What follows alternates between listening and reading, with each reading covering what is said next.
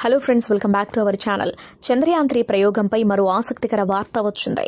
చంద్రుడి దక్షిణ ధృవంపై lander Vikram rover Pragyan దిగినప్పటి నుంచి వాటి పనితీరుపై ఎప్పటికప్పుడు సమాచారాన్ని ఇస్రో అందించింది. చంద్రుడిపై 14 రోజుల పాటు ల్యాండర్, రోవర్ తమ టాస్క్ను విజయవంతంగా పూర్తి చేశాయి.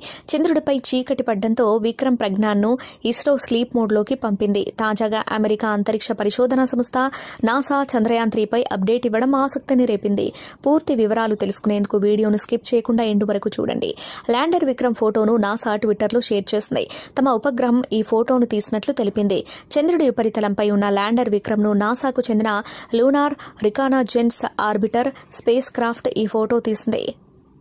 ల్యాండర్ చంద్రుడి దక్షిణ ధృవానికి సుమారు 300 కిలోమీటర్ల దూరంలో దిగిందని నాసా వివరించింది.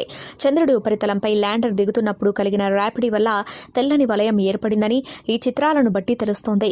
చంద్రుడి ఉపరితలం 3D అనాగ్లిఫ్ చిత్రాన్ని ఇస్రో విడుదల చేసింది. అందులో విక్రమ్ ల్యాండర్ ఉన్న ప్రాంతంలో చంద్రుడి ఉపరితలం స్పష్టంగా కనిపించింది.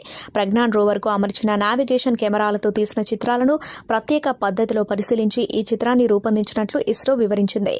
స్టీరియో లేదా మల్టీవ్యూ ఇమేజ్లను ఒక చోట చేర్చి 3 కోణాల్లో కనిపించేలా చేయడాన్ని అనాగ్లిఫ్ అంటారు. ప్రస్తుతం స్లీప్ మోడ్లో ఉన్న ల్యాండర్, రోవర్ మళ్లీ తిరిగి ఆన్ అవుతాయని ఇస్రో భావిస్తుంది. ల్యాండర్, రోవర్ మళ్లీ పనిచేస్తే చంద్రుడిపై మరికొన్ని రోజులు పరిశోధనలు చేసేందుకు అవకాశం ఉంటుంది. ఇది ఫ్రెండ్స్ ఇవాల్టి వీడియో. ఈ అంశంపై మీ అభిప్రాయాన్ని కామెంట్ బాక్స్లో కామెంట్ చేయండి. అలాగే ఈ సమాచారం మీకు ఉపయోగపడినట్లయితే వీడియోని లైక్ చేసి మీ ఫ్రెండ్స్ అండ్ ఫ్యామిలీకి షేర్ చేయండి.